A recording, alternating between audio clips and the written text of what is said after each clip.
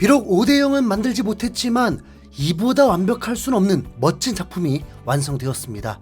한중전, 중국 축구는 분명 한국에게 상대가 안 되는 레벨이긴 한데 붙게 된다면 처참하게 무너뜨리고픈 마음이 간절해지는 국가입니다.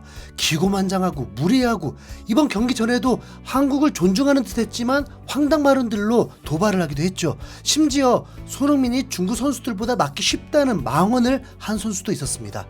하필 그 이후에 손흥민이 동료들 모아놓고 의미심장한 한마디를 남겼죠. 손흥민이 이렇게 잔인한 선수인 줄 몰랐습니다. 이미 월드클래스 인품으로 소문난 손흥민인데 축구 경기에서만큼은 그는 무서운 선수였습니다. 먼저 결론부터 말씀드리면 원맨쇼를 펼치면서 3골 중에 2개의 골을 넣고 1개의 완벽한 세트피스 킥으로 어시스트까지 올리면서 3골에 모두 기여를 했습니다. 손흥민이 이 경기도 풀타임을 소화하긴 했는데 이번만큼은 그렇게 불만이 생기진 않더라고요. 왜냐하면 정말 헤트트릭을 해주길 바랬기 때문입니다. 클린스만 감독은 중국전에 살짝 변화를 주는 선발 라인업을 꾸렸습니다. 싱가포르전에서 출전했던 이재성과 설령우를 제외했고 이번엔 좀 더 수비형 미드필더다운 박용호를 출전시켰고 설령우 대신 김태환을 선발 출전시켰습니다. 아무래도 중국을 터프함으로도 더 제압하고 싶었던 모양입니다. 손흥민과 조기성의 투톱을 형성했고 좌우에 이강인과 황희찬, 중앙에 황인범과 박용우, 풀백에 이기재, 김태환, 센터백에 김민재, 정승현, 그리고 골키퍼는 김승규였습니다. 중국의 4만여 관중들이 가득 찼고 원정석에 한국 소수의 응원단이 태극기를 휘날리면서 당당하게 응원해주고 있었습니다. 응원 소리마저도 한국이 더 크게 들렸습니다. 국제대회인 만큼 경기 전에 애국가가 울렸는데 역시 중국이었습니다. 한국의 애국가가 울릴 때 야유를 쏟아내면서 제대로 비매너를 보여줬고 거기다 레이저 공격까지 서슴지 않았습니다.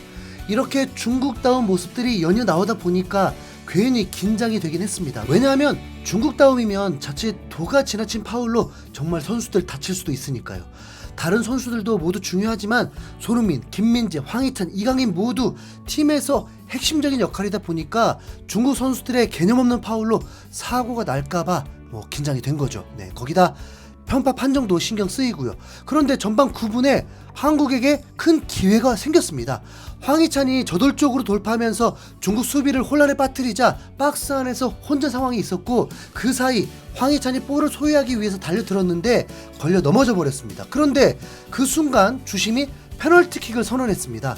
솔직히 좀 당황했습니다.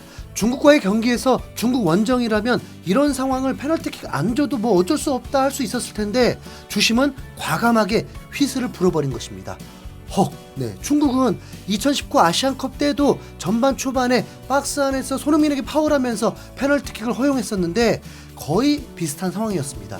당연히 장림펑을 포함한 선수들이 주심에게 달려들면서 항의를 했지만 손흥민은 킥을 준비하고 있었습니다. 그리고 손흥민은 군더더기 없는 빠르고 정확한 슈팅으로 선제골을 넣게 되었습니다. 손흥민이 A매치 40골을 돌파하는 순간이었습니다. 현재 한국 득점 랭킹 3위인데 이제 31살부터 골에 집중하는 스트라이커로 나서는 거면 월드컵 본선 전에 차범근의 기록도 넘어설 수 있을 것으로 예상됩니다. 페널티킥을 선언한 이 주심은 카타르 주심인데 경기 후에 갑자기 중국 기사 하나가 나왔습니다. 카타르 주심과 대한축구협회가 관계가 있다면서 중국 기자가 언론을 통해 올렸고 마치 주심의 편파 판정 때문에 패배했다는 듯 가짜 뉴스를 퍼뜨렸습니다. 역시 중국답죠. 한국은 계속 몰아붙이고 유효슈팅이 나오면서도 골은 되지 못했습니다.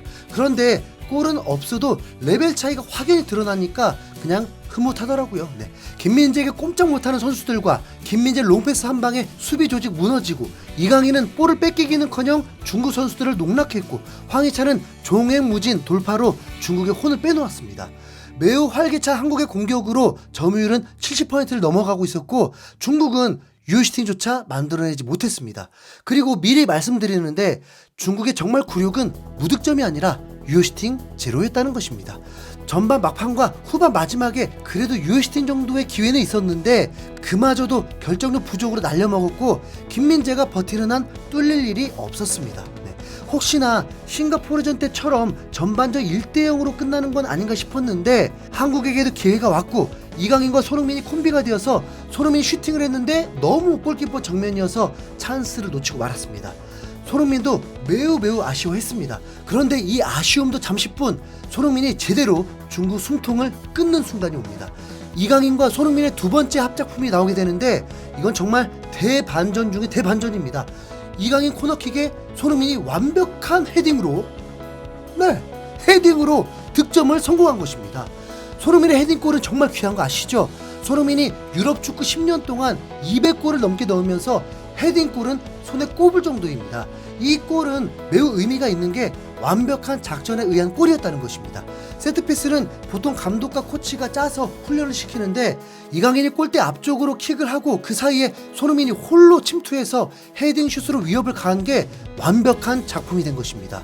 이 두 골 모두 2019 아시안컵 때 거의 데자뷰입니다. 4년 전에도 페널티킥 후에 두 번째 골은 손흥민 코너킥에 김민재가 헤딩골을 넣었었죠. 싱가포르전 때보다 한 골 더 넣은 채 전반을 마쳤으니 정말 5대0 충분히 기대해 볼 수 있죠. 하지만 중국은 생각보다 침착했습니다. 심지어 파울도 그렇게 심하지 않았습니다.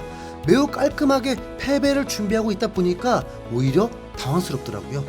후반전에는 이강인이 볼을 소유하는 시간이 더 길면서 중국 선수들을 계속 농락하고 단 한 번도 볼을 커트당하지도 않았습니다. 손흥민과 이강인의 합작품은 후반전에 또 한 번 나올 뻔했는데 역습 상황에서 손흥민이 왼쪽에서 볼을 몰고 들어갔고 그 사이 이강인이 중앙에서 뛰어들어가면서 손흥민의 패스를 기다렸습니다. 이번엔 손흥민의 어시스트로 이강인 득점할 차례. 패스도 매우 좋았고 이강인은 골키퍼까지 제치는 여유로움까지 보여줬는데 이 순간은 정말 숨이 딱 멎는 듯한 느낌이었습니다. 그리고 이강인의 골이 되기 직전 이게 중국 수비수가 막아내버렸습니다. 뭔가 역사에 남을 한 장면 같았는데 무산된 느낌.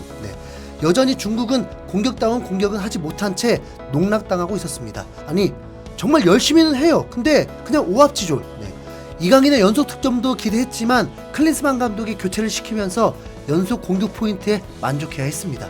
그리고 골 가뭄에 시달리던 한국은 마침내 87분에 세 번째 득점이 나오게 됩니다.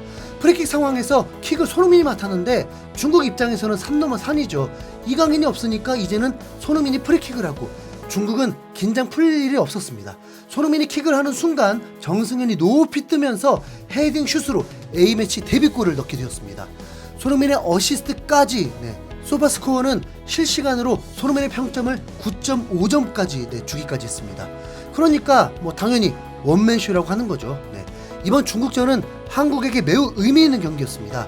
이미 한국 공격력은 아시아 최강인데 상대가 수비벽이 높을수록 아무리 슈팅을 많이 때려도 득점이 안 나올 수 있는데 이번 중국전에서는 두 골 모두 세트피스로 인한 수준 높은 골이었기 때문에 한국의 득점은 더욱 다양한 루트가 생기면서 한국은 어떤 경기에서도 득점이 나올 확률이 더 높아져 버렸습니다. 그래서인지 클린스만 감독은 경기 후 인터뷰에서 아시안컵 우승할 멤버를 갖췄다면서 극찬했습니다. 손흥민도 경기 후 인터뷰에서 욕심을 내비치기도 했는데 한국 역대 최고의 팀으로 거듭나고 싶다면서 아시안컵 우승을 하고 싶다고 했습니다. 중국은 3대0으로 패배한 것을 다행으로 생각해야 할 것입니다. 오히려 더 굴욕은 3만여 관중 앞에서 유효 슈팅이 제로였다는 게 더 충격인 거죠. 어쩌죠? 6월에 한국에서는 더 심할 텐데. 고마운 것은 손흥민도 누구도 다친 선수 없이 마무리됐다는 것입니다. 거기다 주요 해외파 선수들은 자비로 전세기를 빌려서 곧바로 한국으로 다시 돌아오고 있다는 소식까지 있습니다. 당연히 유럽 축구 주말 경기가 있기 때문에 각자 소속팀으로 돌아갈 줄 알았는데 그 이유가 이제 4개월 동안 가족을 만나지 못하기 때문에 손흥민을 비롯한 선수들이 한국을 들렸다가 돌아가기 위해서라고 합니다. 손흥민은 풀타임을 뛰었지만 경기를 보면 수비 상황도 없고 스프린트도 할 일이 별로 없었습니다. 김민재도 엄청 뛸 일이 없었습니다. 그러니 이번엔 풀타임 피난 패스 콜? 싱가포르 중국 이겼다고 아시안컵 우승할 건 아닙니다. 일본은 원정에서도 4골로 시리아를 압살시켰습니다. 결국 8강부터 만날 상대들 3팀을 넘어야 우승하는 거기 때문에 마음 다 잡고 긴장 늦추지 말고 더 성장해서 1, 2월에는 역사의 산 증인 될 수 있도록 해주길 바랍니다. 대한민국 축구 파이팅! 캡틴! 파이팅! 이상 흰수염고래였습니다. 감사합니다.